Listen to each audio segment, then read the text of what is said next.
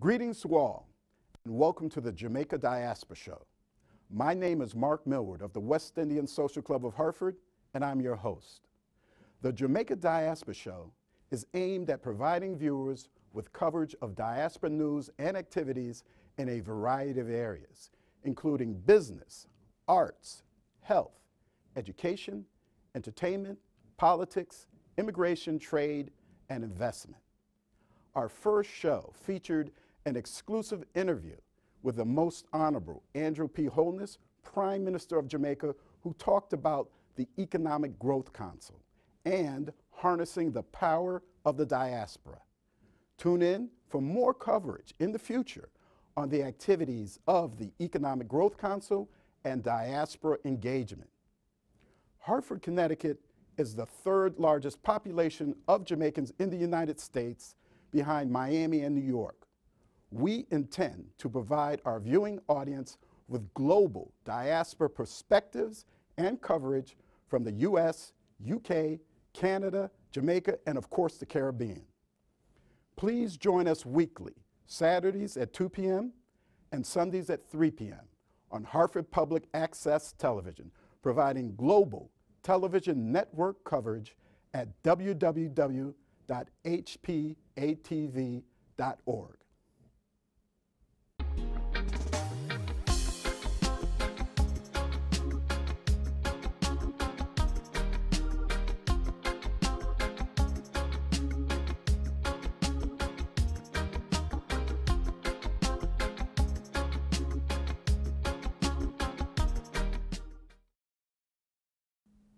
Good afternoon, and welcome to the Jamaica Diaspora Show. My name is Mark Millward, and today my guest is Howard K. Hill of the Howard K. Hill Funeral Services. Welcome. Thank you. Thank you so very much. Can you tell us about Howard K. Hill and where you're from and your background, please? Sure. First of all, I want to thank you for having me. Sure. Excuse me, I'm Howard Hill, K, middle initial. Grew up actually in Windsor, Connecticut. Went through the Windsor public school systems. Attended Archer Memorial AME Zion Church in Windsor. My grandma, Julia Sanders, attended actually the church on Barber Street. Went through college, Southern Connecticut State University. Decided to, from there, I didn't finish there. I finished my training at embalming school in New York, American Academy McAllister Institute. Is that a four-year institution? Or? It's a two-year Two-year? program, and ended up doing my apprenticeship down in New York with my uncle, who actually inspired me to become a funeral director / embalmer. So I did my apprenticeship there in New York and came back here to Connecticut as a result of my beautiful wife, who asked me to come home, and became licensed in New York, then eventually became licensed as a funeral director / embalmer here in Connecticut. Worked for a company called Keys Funeral Home. They were the first black or African American funeral home in the state of Connecticut. Started in 1933 under the leadership of Mac Keys. His nephew Earl Williams and his wife Demetri Williams ran the funeral home until they sold in 2004, which was right about the time I ended up moving on. And I opened my own facility. Pretty amazing story where started out my business with about $3,000. That's all I had. And Mr. Bell, Norman Bell, of Clark Bell and Bell Funeral Home, he actually owned a funeral home in New Haven, the one that I own now, gave me an opportunity to buy. Now, I did not have money, as I said, so I gave him my last and only monies and decided to take a risk. I had a car, 2000 Cadillac DTS, a laptop computer with some software on it, funeral home software on it. presented the licensing paperwork to become a licensed business. And in the process of waiting for my license, I actually got my first call. So I wasn't fully licensed as a full funeral home as of yet, but I did get a call to come through my cell phone, and the person on the other end said, "Howard, Raymond died." I says, "I'm so very sorry to hear that." I said, "Listen, I'm not at Keys anymore." She said, "I don't really care." She said, "As long as you're handling the services, that's all I care about." I says, "Okay, that's fine." I said, "I'll take care of it. I'll call one of my other funeral director buddies and we'll work it out through another funeral home, and I'll make sure that I direct the service." Well, in that time of that call and the time of the service, I actually became fully licensed. So I was able to run the funeral out of my own facility, which I had no equipment. Now, at what point in your career was this? What do you have a time for years? Yeah, sure. I worked for Keys Funeral Home for about 10 years.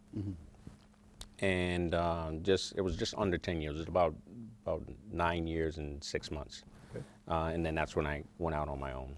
And so I did have experience.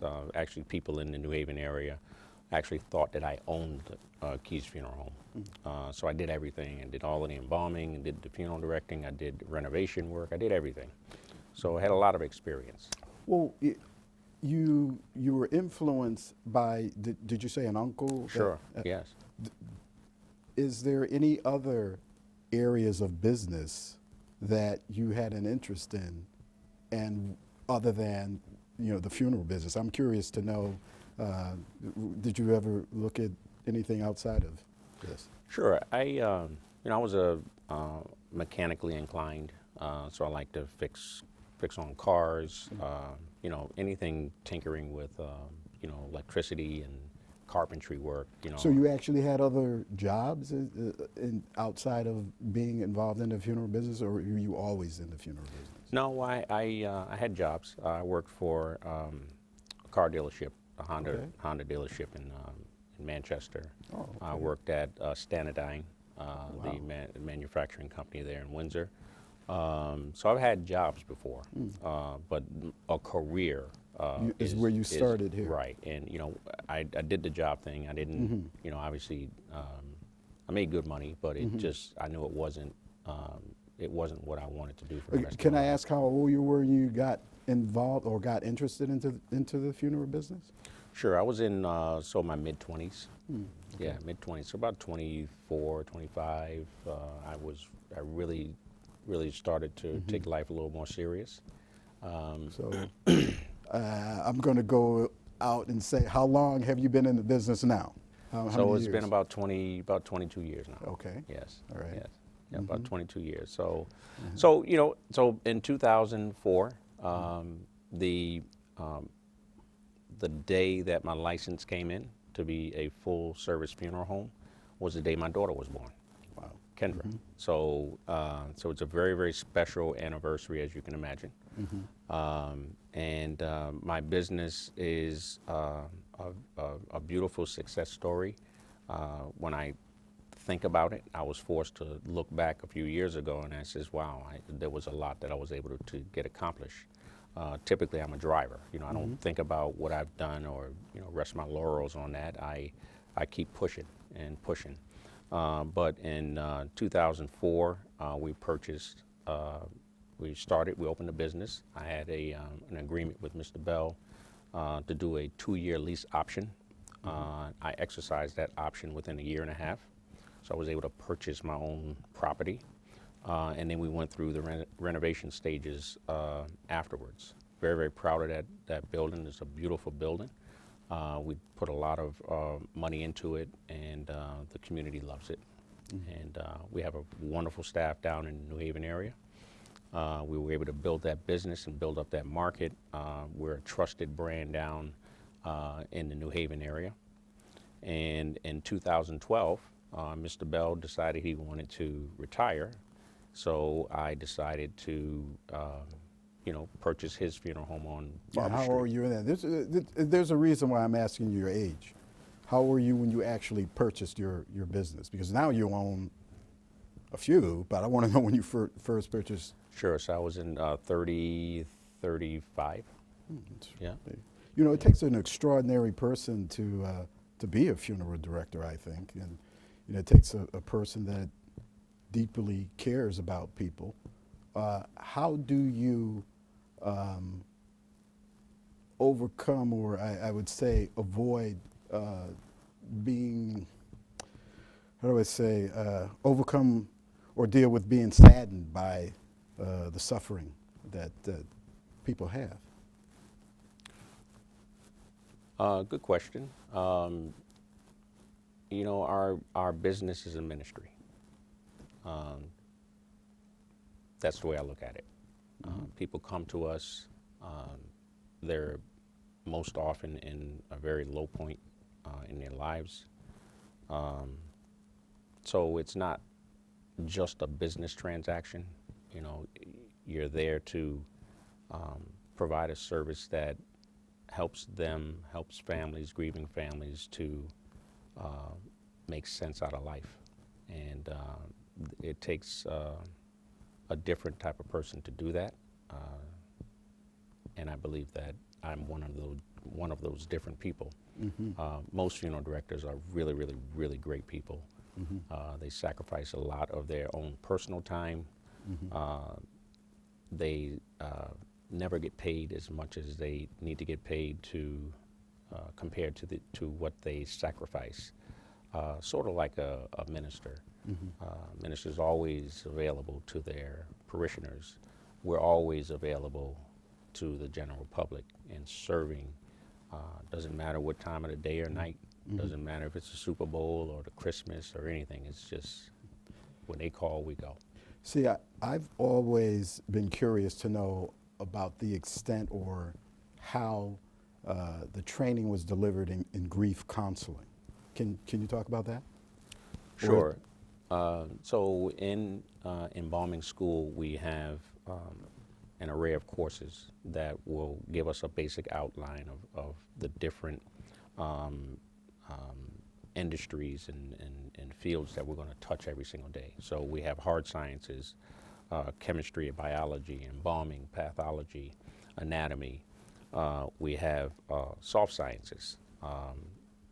So there will be psychology, there'll be some history, there'll be, there'll be things that we're going to be dealing with. Then we have some of the arts, so we have restorative art, so we have ethics, we have history. So there's different things, different courses that you'll take that help you to understand what you're going to be dealing with on a daily basis. As far as grief is concerned, we did and we do have grief courses in the embalming funeral director's course. However, what we have done is we have taken it to a completely different level, where we have teamed up with licensed therapists who have created a curriculum for our clients to help them to go through the grieving process. It's our job as funeral directors to gently close the eyes of the deceased and to gently open the eyes of the living so that they can see their way through grief and onto a healthy lifestyle. So I know that I am not specifically trained to do that. So I wanted to do the best that I could possibly do for my clients, and teaming up with a licensed person was the best way I knew how. It's no additional cost to our families. It's just something that I want deeply for my community, is to be healed from this natural event called death. So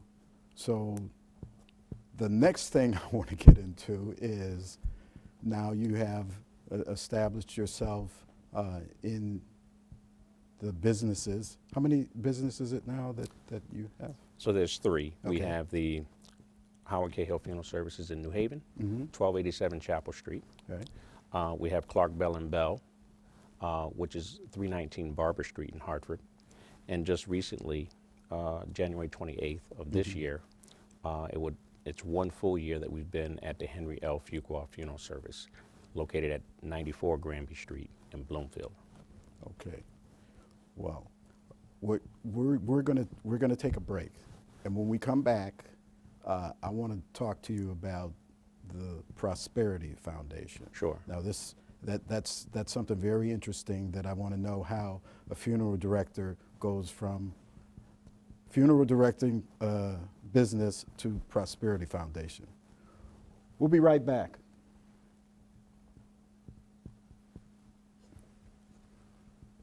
I got a trailer that I'm going to put in here. Okay. All right. So tell me when you're ready. Okay. Okay, I'll start. All right. We're back with Howard Cahill of Howard Cahill Funeral Services on the Jamaica Diaspora Show. Howard, before the break, I mentioned about your startup of the Prosperity Foundation. Can you tell us what the Prosperity Foundation is? Sure. The Prosperity Foundation is a community foundation. If you know anything about for example, the Hartford Foundation for Public Giving, you'll know that what the Prosperity Foundation is. It's modeled after, it's the same model. Can you tell us what that model is? Sure. It's a philanthropic model where the organization itself will capture community philanthropy and reinvest it back into the community. But it's done to the degree that it's in perpetuity.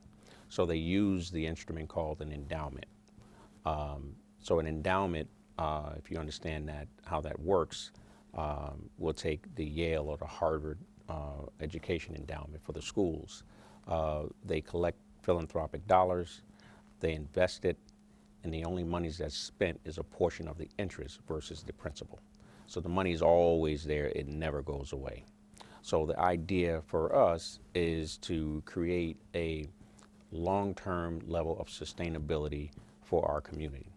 The Prosperity Foundation is a community foundation that's designed to uplift and invest in the Black community, the whole entire diaspora.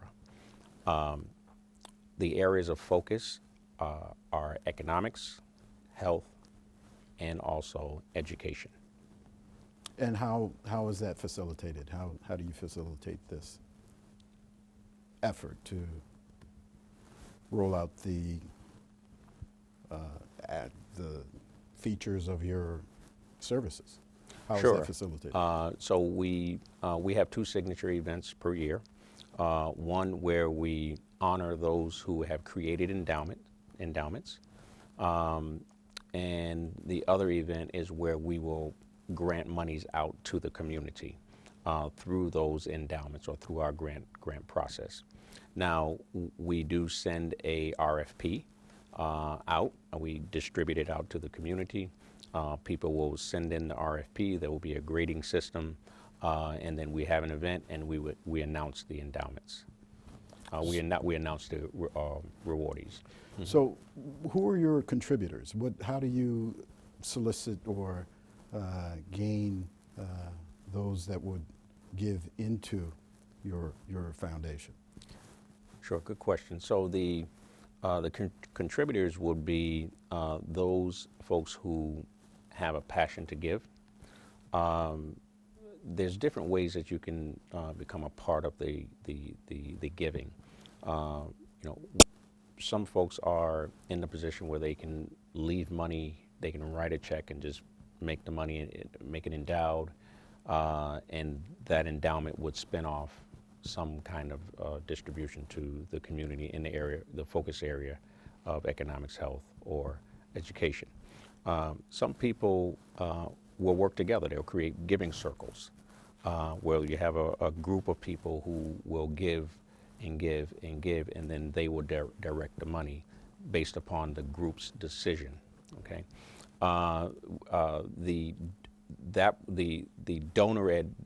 donor advised is the first one that I was talking about. So someone would create their own donor advised fund. When you make a contribution to the Prosperity Foundation, it's an irrevocable gift. So you do get a tax deductible a write-off for that. We're a legal 501c3 entity. Your monies that you give us are invested. We use we have an agreement, a contract agreement with the Community Foundation for Greater New Haven, where they will manage all of our investments, and they would also manage our back office. So once we are ready, if we ever get to the point where we want to move that contract, we're able to do that. We're not owned by the Community Foundation. We're our own separate entity. We control our own resources. We've been around probably about 1.5 years now, and we have raised close to $70,000 in endowment thus far. And we've tried, we've done a few things, but we haven't really done a real push, which is something that we're ramping up for right now. So we reach out to people in the community who have a passion for giving. We invite them to a series of events that we hold. We may have a soft ask, or we may invite them to another event where we talk to them a little bit more about philanthropy, organized philanthropy, and the mechanics of how it all works. And we try to identify what their passion is. And typically people will give. It's not an overnight thing. This is what we call donor cultivation. So it's a process. We have people who may not have money now, but they may be life insurance rich, and they want to leave a portion, upon their death, they want to leave a portion to the Community Foundation. So those are things that we can do. I sat on the Community Foundation for Greater New Haven. I sat on that board for 7 years, and I had an opportunity to learn about organized philanthropy. And I often wondered, why wasn't there more philanthropy in the Black community? While the Community Foundation, the Hartford Foundations, and all of the local community foundations, I think they do an outstanding job at giving monies and investing monies in the Black community. I believe that it needs to be done just a little bit differently. There are certain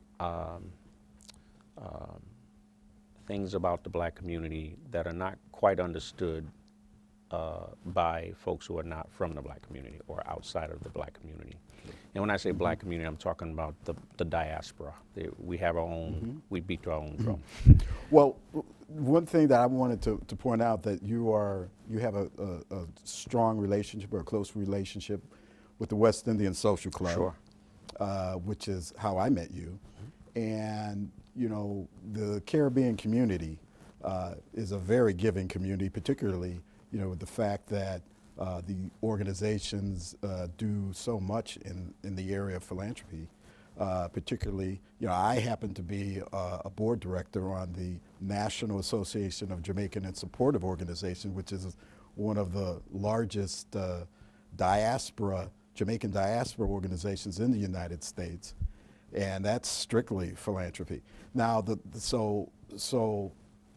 I guess I want to say, how long have you been in existence now, the Prosperity Foundation? About 1.5 years. About 1.5 years. Can you talk about any of your successes, or at this point, have you had any measurable success in establishing any of your givings? Sure. Like I said, we've raised close to $70,000 in endowment dollars. Last year, we granted approximately $22,000. We put it out on the streets. We actually gave a grant to the West Indian Social Club. Okay. And there were several other organizations throughout the state. By the way, Prosperity Foundation is a statewide community foundation. So our three major focus areas right now are in the Fairfield County, New Haven County, and also the Hartford County. So again, last year we granted out about $22,000 to smaller nonprofit organizations that are doing work in the areas of economics, health, and education. This year, actually next month, we will be doing another round of grants, and we're putting approximately $30,000 out on the street. Okay. And we've closed the RFP process as of January 31st. During that event, and I believe it's March 9th, we will be holding that event to announce those who have won the RFPs. So how do you identify the organizations or institutions that you would be giving or donating to? Sure, good question. So we look for those organizations that are doing work in our focus areas. So most community foundations, they're open to giving to the entire community. We happen to believe that the three main areas, education, health, and economics, are three areas that impact us the most, and we want to invest in those areas. So we look for those organizations that are doing work in those areas first. If we don't find anyone, then obviously we'll try to get someone that's as close to that area as possible. But we look for those organizations that are working specifically in those areas. Okay, so I would like to know, just because you started your career in business and funeral services, what led you to actually establish this Prosperity Foundation? Who were the people that inspired you to go about to accomplish something like this? You know, my community did it.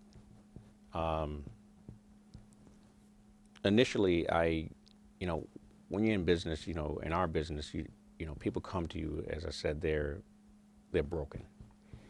So our job is to help them. Early on in my tenure, I found out and I noticed and I observed that people were just not prepared to pay for funeral services. Something that is going to happen, and we're just not prepared. Mm-hmm. So something inside of me said, well, I want to do something. I want to create some kind of fund to help people to pay for funeral services. So that's where it all started. It really started right at my desk in New Haven. Bishop Theodore L. Brooks is a bishop at the Beulah Heights First Pentecostal Church in New Haven. He recommended to the Community Foundation for Greater New Haven that I join their board. And that was not on my radar at all, but he strongly suggested that I get involved, and I'm so thankful that I did. Being on that board, I was able to become more aware of who moved and shaped the community. The community foundations, they're in touch with everyone, city, state, you name it. All of the nonprofits, they know all of the decisions that are going on. They're involved with everything about the city and in the towns. So I was able to observe what was going on, and my inspiration to help just grew as I learned more, and because I'm an independent thinker, I like to think, I wanted to create a structure that was specifically for us, so we'd have no confusion about what needed to be done for our community. So it grew into this idea of a fund that would help people to pay for their funeral services into a full-fledged community foundation. Now, I don't think that the community foundation will yield what the Hartford Foundation is doing, or the Fairfield County, or the New Haven Community Foundation is doing. However, just last year, a grantee said, now we gave out $3,500 at a time, and she said, this is one of the most meaningful gifts that I've received, because it came from a black institution. what she was saying is that every time she writes for grants, it's always someone non-black, institutions. So she felt as though she was begging, and it was internally it was humiliating to her. So while we're not giving a lot of money, I believe in my spirit what we're doing is we're also empowering our community, and we're somehow teaching us how to serve each other and help each other, which is something that I notice it happens, but it's not an open thing. You know, it's sort of always kind of underground. I want to ask you a article that I saw in the Inquirer that you made a statement. We must accept that we have all contributed to the results we all dislike. We must accept that we have all contributed to the results that we dislike. What did you mean by that?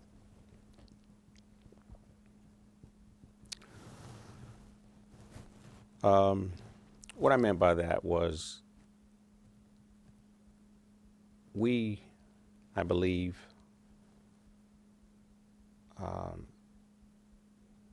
are chasing the American dream, but we're working and chasing inside of systems that are not designed for us to succeed. So as you enter a system, we'll call it a corporation, and you rise up the corporate ladder,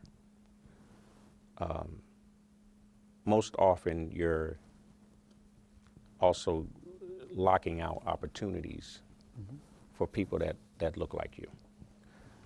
So while you individually are successful,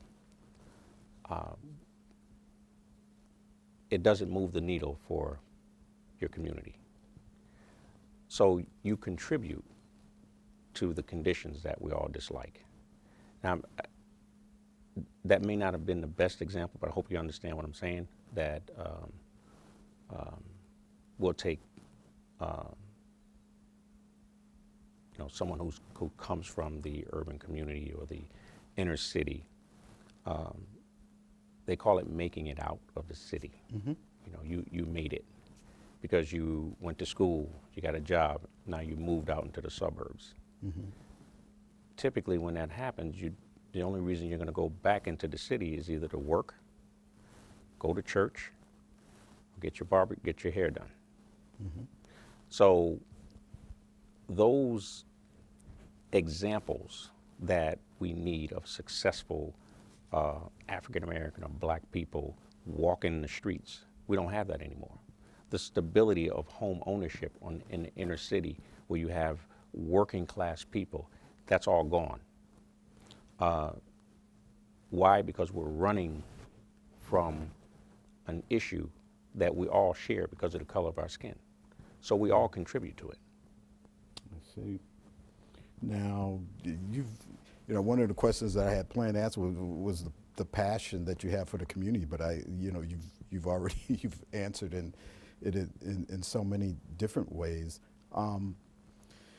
What divisions do you see, in the community? What are the obstacles and the significant challenges that you face in facilitating the Prosperity Foundation? Well, the biggest division I see, well, there's multiple, right? So the biggest division I see, initially is going to be education, right? People just not knowing what this is. Another obstacle is once they figure out what it is, most folks are used to instant gratification. So if they're looking for a grant of $100,000, in order to get a $100,000 grant, you might have to have, $12, $15 million in endowment. So how long will it take you to raise that much money? And I think people just, they get psyched out behind that. The other is black success. Mm-hmm. Successful black people separating themselves from the struggle of black people. Even though themselves, they are in their own state of crisis as they rise to success. Mm-hmm. They too are in a state of crisis. It's just not as severe. Trying to hold on to what they have, or that challenge is, Yeah. is that what you're Yeah, referring to? you know, they're oppressed just like the gentleman and the lady in the inner city. They're oppressed as well. They have to bite their tongue. They have to keep on moving on for the sake of their salary and their pension and taking care of their families. But they are too humiliated. They feel the sting of being black in America as well. They just make more money. Well, I know you've said it in different ways, but talk more about your thoughts on how to bring the community together and become more serious about creating black wealth. Sure.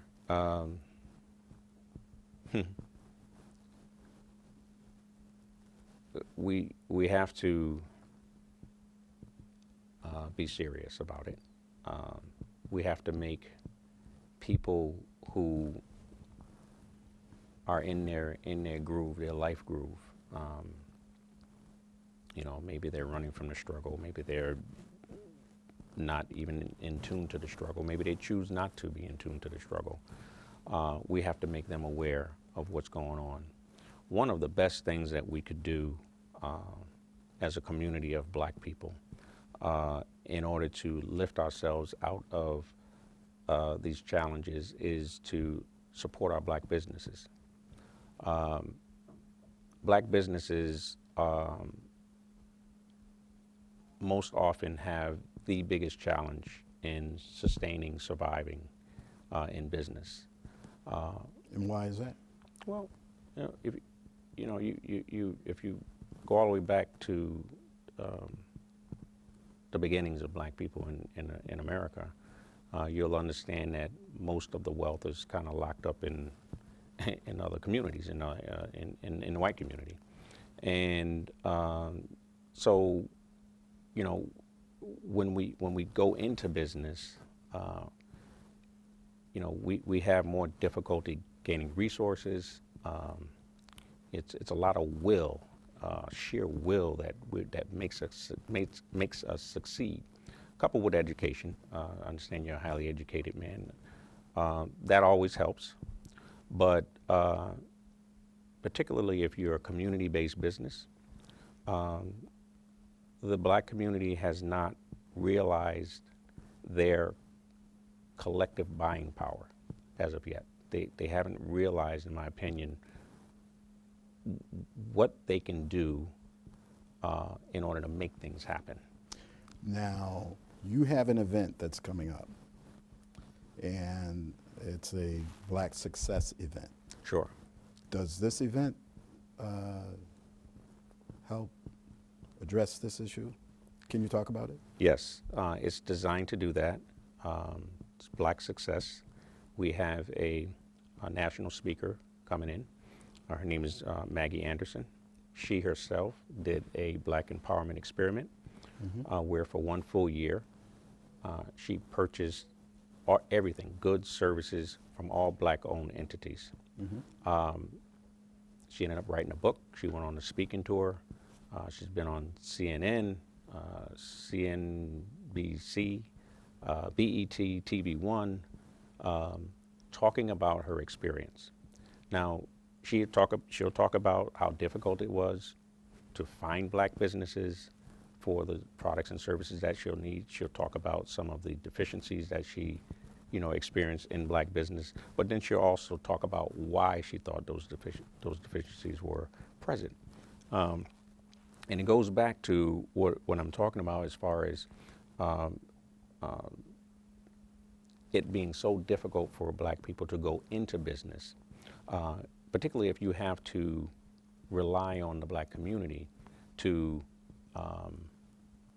take care, to make your business thrive, and you're in the community. So now this presenter, Maggie Anderson. Sure. When is this event going to be? Sure. This will be February 27th, 7 p.m. at the Artist Collective, 1200 Albany Avenue in Hartford. Okay, so that's something that we should support and we should get out and see. Is there a cover charge to attend this event? Yes, there is a cover charge. Okay. And are you able to tell us what that is? Or do we know at this point in time? I know what the cover charge is. Okay. Cover charge is your time. You're willing to spend your time, commit time, have an open mind, and work with us to build our own empowerment experiment in Hartford. Well, that seems like something that anyone that is serious about creating black wealth or joining together for the betterment of the community to invest their time, I think that is certainly a welcome and very good way for us to close this out. And thank you very much, because I certainly think that what you're doing is great for the community, and drawing people to the venues that you've discussed is exactly what the Hartford community needs. I plan to attend, and I thank you very, very much for coming and talking to us, for giving us this information, and also for the work that you're doing in the community. You know, I wish you all the success, and I hope that you achieve everything that you have in your mind and have the desire to accomplish for our city. So thank you for coming, and appreciate it very much. Thank you very much for having me. Thank you. And that's it. We are done with the Jamaica Diaspora Show, and we'll see you next week.